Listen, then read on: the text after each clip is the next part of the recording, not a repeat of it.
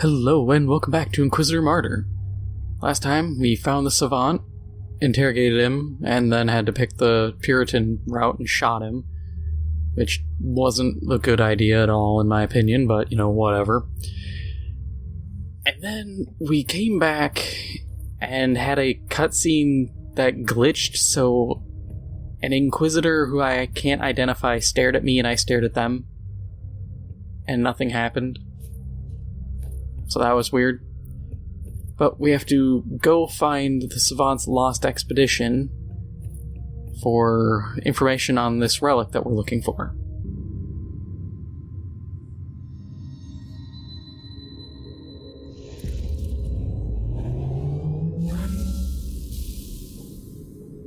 My priority is to find those Fabricatus ruins for the relic. The Scryer skull feed indicates that the coordinates received from the tech heretic lead to the former camp of his retinue. That will be my first destination.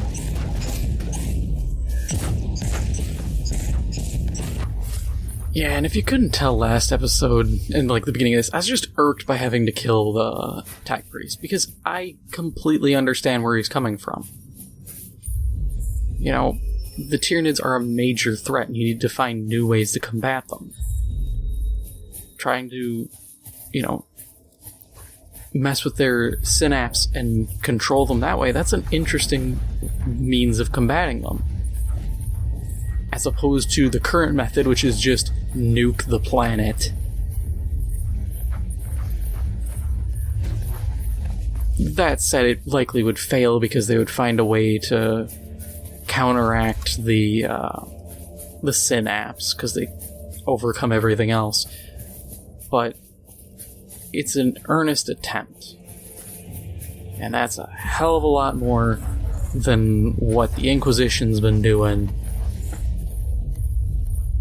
Which, like I said at the end of the last episode, they just fly in on their ships, reeing at the enemy, and then exterminatus. Or they launch a guerrillion soldiers to the planet, have horrendous, in the billions casualties, maybe save the planet, if that, disregarding how much infrastructure damage, how many lives are lost. The civilian population is probably nil at that point, but they win. It's like, no, that is a Pyrrhic victory, if anything. Between resources, manpower, civilian power, infrastructure damage, if that's like a world that produces food or has any, it's a forage world or something, it's gonna take decades, if not centuries, to get that planet back up to what it was running at. You are operating at a loss for every fight you do that way.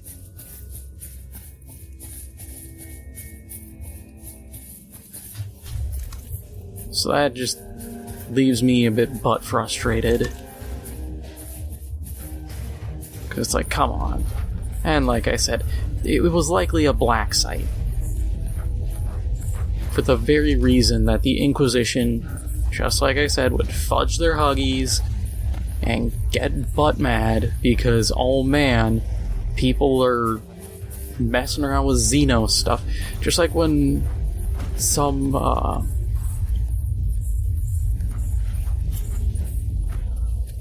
tech priests try to work with Xenos tech to improve it, or to adapt it. Or they try to update STC templates.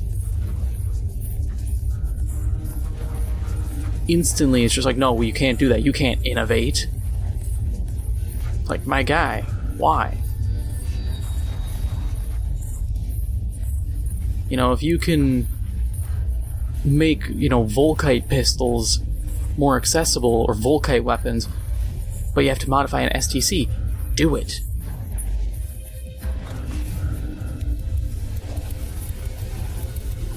Make a copy somehow, and just make a new one. It's not that tough. Which actually, that kind of brings me to another bit I wanted to talk about, which was like the Primaris Space Marines. From a lore standpoint, sure, whatever. It's a bit weird, but it's, improving on Space Marines. That's cool. The thing that bugs me is that is also the most absurd way to upgrade your military. Because when you look at the... It seems that the Savant's expedition to this world encountered some Altari resistance. I beg to differ, Inquisitor. My tactical analysis indicates they were ambushed by the Xenos. A cowardly but effective tactic. This Savant risked a lot with this expedition. Knowledge comes at a cost, though. Anyhow, it might be useful to search the area. They might have found information on the Fabricatus race before their demise. But they sat there, it's like, oh, all these Space Marines have plasma weapons. Plasma weapons still explode, my guy. I don't think putting a bunch of plasma weapons in your guy's hands is the best option here. Especially, like,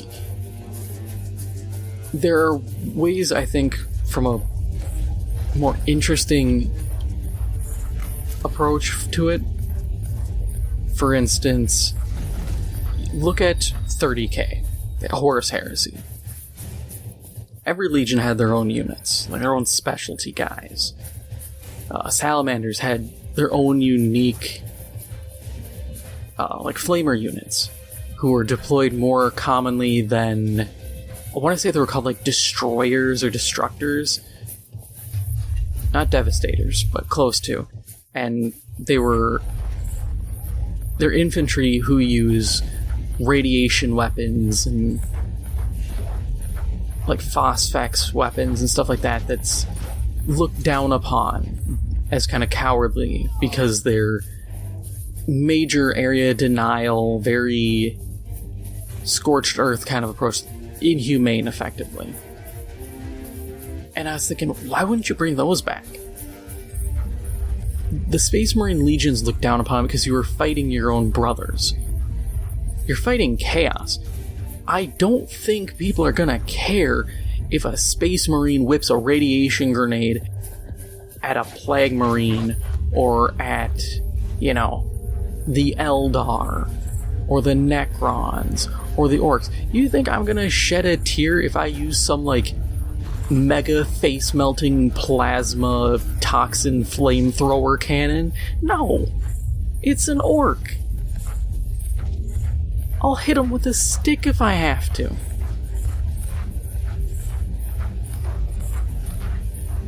So it's like, why not just bring stuff like that back? Plus, it adds flavor. And boy, does Space Marines need flavor. Primaris did not add flavor. It was, hey, here's effectively the same tactics you're going to be using, but new looking. No, give me, like I said, the special flamer units for the salamanders.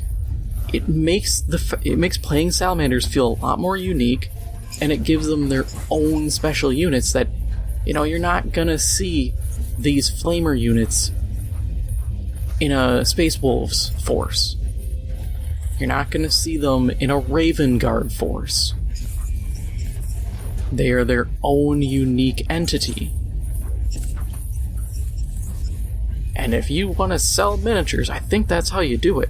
Because then people go, oh, well, I want to run, these special Raven Guard jump troops.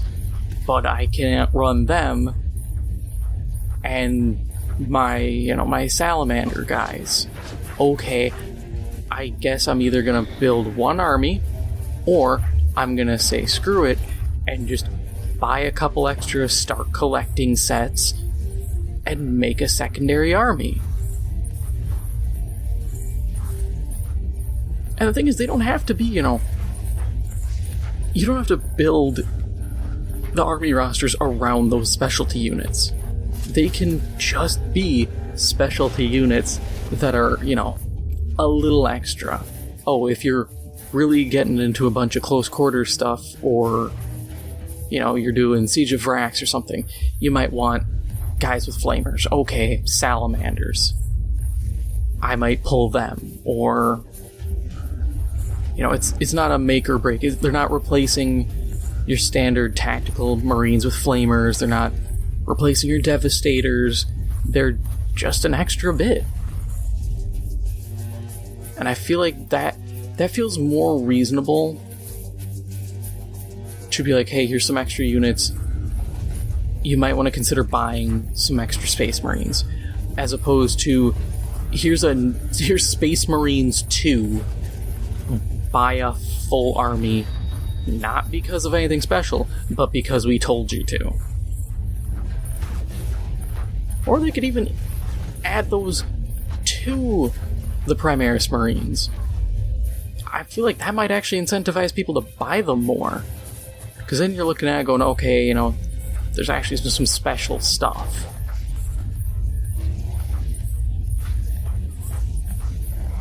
Well, that's just me. Part of it, too, is I don't like that... Last I heard, they're going to stop doing stuff for Horus Heresy. And if that's true, all the Horus Heresy rules, characters, models, all that, that's all just kind of dead now. And I'd rather see it live on, or at least be revived in some capacity, instead of just being thrown under the proverbial bus and just left to rot. Because I don't want to see all that 30k stuff become a specialist game like Man of War, what was it, Dreadfleet, to a degree Necromunda, you know, a bunch of stuff that Games Workshop abandoned.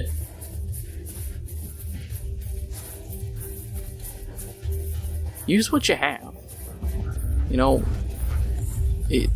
within lore, it all makes sense. Why would you stop using these supposedly dishonorable, very lethal squads of troops?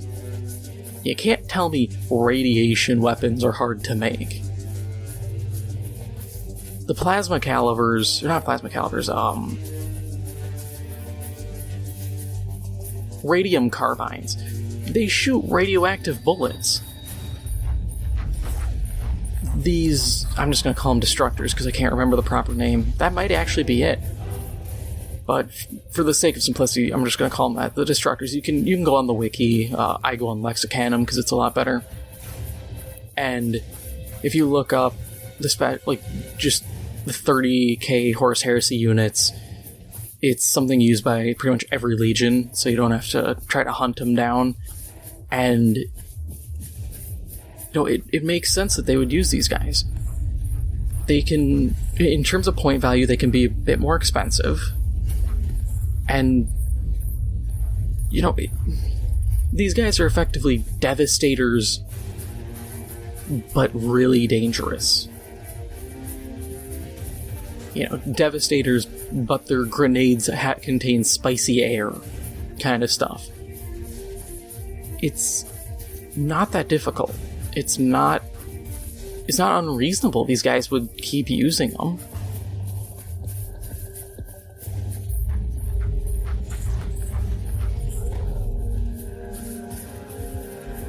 I mean, think about it.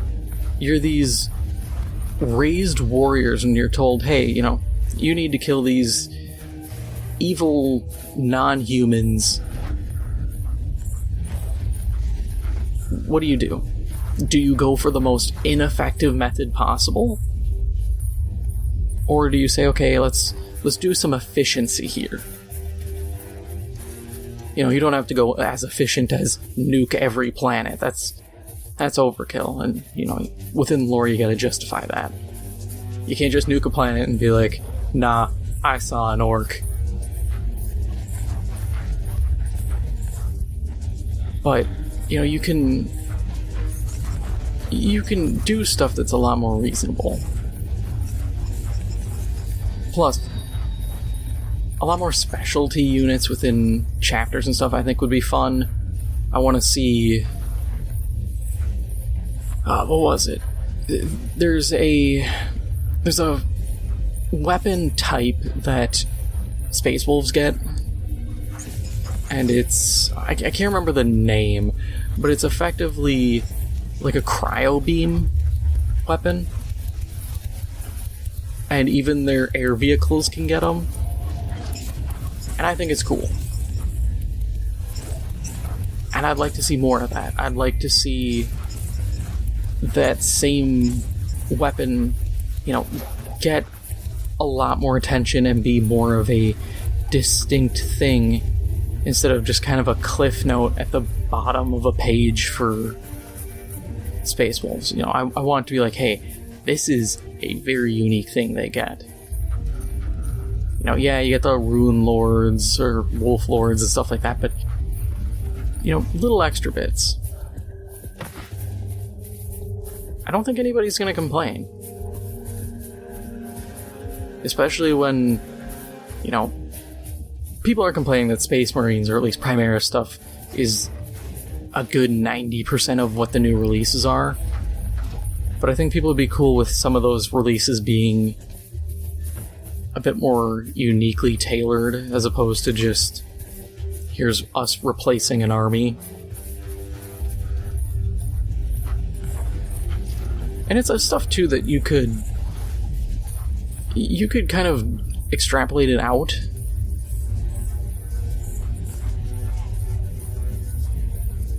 Here's some orc specialty units, which I think they really need, or here's some orc units that are more flamer oriented, or Melta variants of stuff. Just something extra. You could even do it for Chaos, because, 30k transfer over some of it. Some stuff I don't think might transfer over very well, and some stuff lore-wise, a lot of the weapons from 30k are lost to time. Or they're just extremely difficult. Pick a weapon, chances are the lore is, they stopped producing these limited run, rarest Pepe kind of stuff. Like the guy who saved the STC to his hard drive lost the hard drive.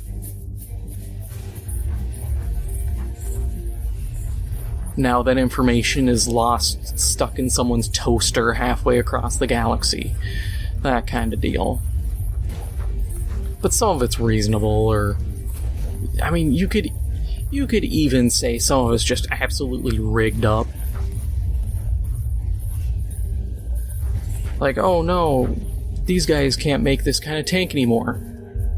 I'm sure someone's looked at it and said, I can make a really low-rent version of it. And I think that would be an interesting thing. Introducing kind of shoddy equivalents. We can't make this Terminator armor, but we can make something that looks similar but sucks in comparison. Like some of those old, like Terminator armors or Dreadnought patterns that they just don't make anymore, but it's like,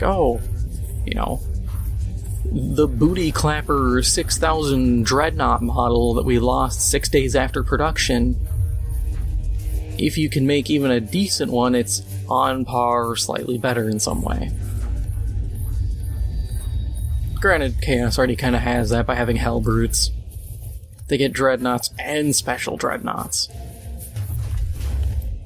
Even though I just don't like the look of Hellbrutes.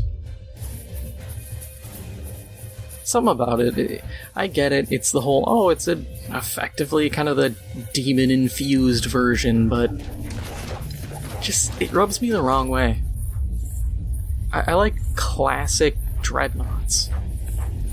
You can have your Dreadios or whatever they are, you can have those, you can have all the fancy versions, but, make variations of that are cool.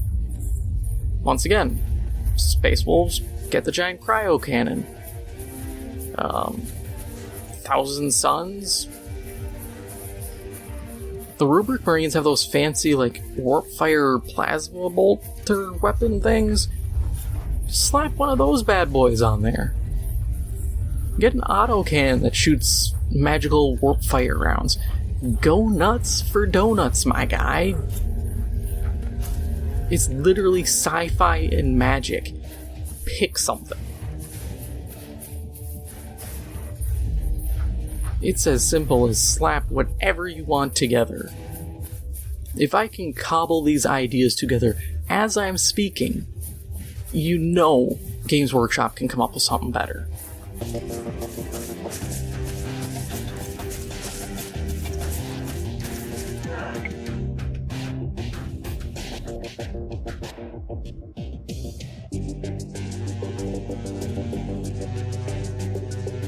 Logging new observation. The Fabricatus race knew about the pariah gene, and they were experimenting with it millions of standard years ago. They were trying to create a unique creature, combining the abilities of psychers and pariahs, capable of ruling the warp. I have a strong suspicion that Uther Tiberius tried to complete the same experiment. Perhaps the last missing component was this Fabricatus artifact.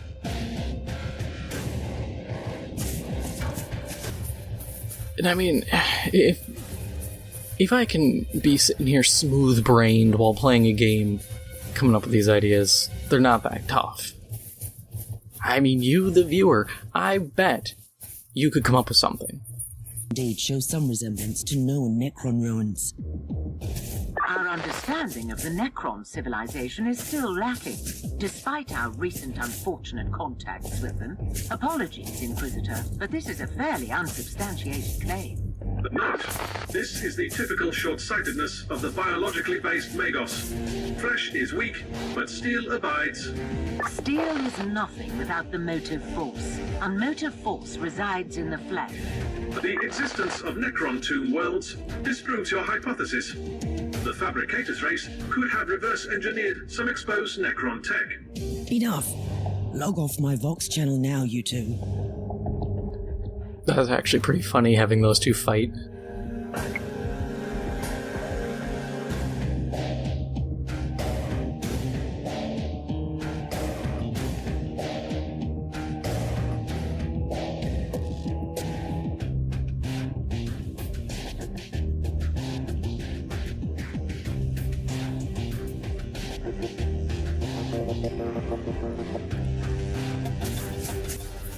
Yeah, I bet you, the viewer, could come up with something. It's not tough. And it would be interesting, you know, adds a lot more unique flavor, and it allows players who have, if they make their own chapter and make it kind of a descendant of somebody, like, oh, ours is this, you know, fan-made chapter is a descendant of White Scars.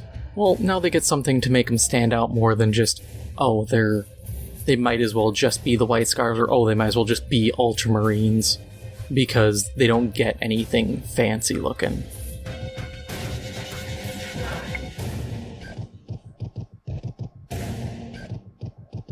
Coordinates gained from the salvaged cogitator show the location of the ruins. I need more information on that area. The sensors indicate the presence of numerous architectural remains and a significant Alderi warhost. The Savant wasn't lying then. The Elder are here, and I find that disturbing. Their presence clearly correlates with their previous interest in the Alpha subject. Therefore, your assessment is an understatement. Oh boy.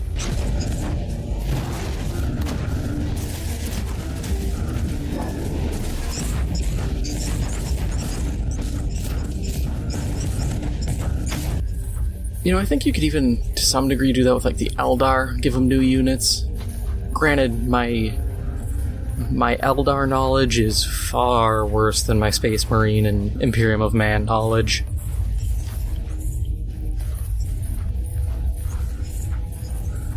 Mostly because I feel like they just haven't really been touched on. Games Workshop focuses so much on Space Marines that everybody else just kind of gets the short end of the stick. You know, development-wise, it's just like, oh yeah, here's some stuff, moving on, about the Space Marines now, you know. I've said it time and again, orcs need some love. They need way more units. For a faction that literally cobbles stuff together. May I propose something, Inquisitor? Turns out that those crafty Xenos have a webway portal in the area. They will not be back down until you cut off their reinforcements. That is indeed true. I must destroy that webway portal first. Spoken like a true warrior of the Imperium.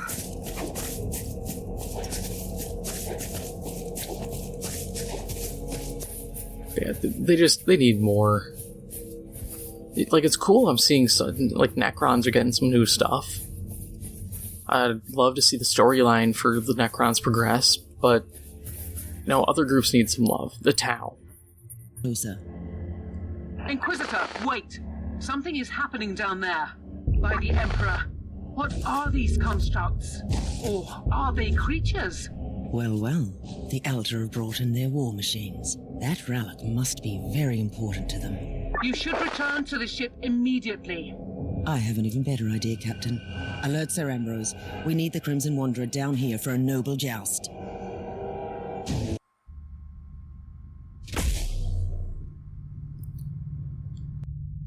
And that's all for now. If you enjoyed this episode, make sure to hit the like button. It helps out the channel a lot. And if you haven't already, make sure to hit the subscribe button. Thank you for watching, and I'll see you in the next one.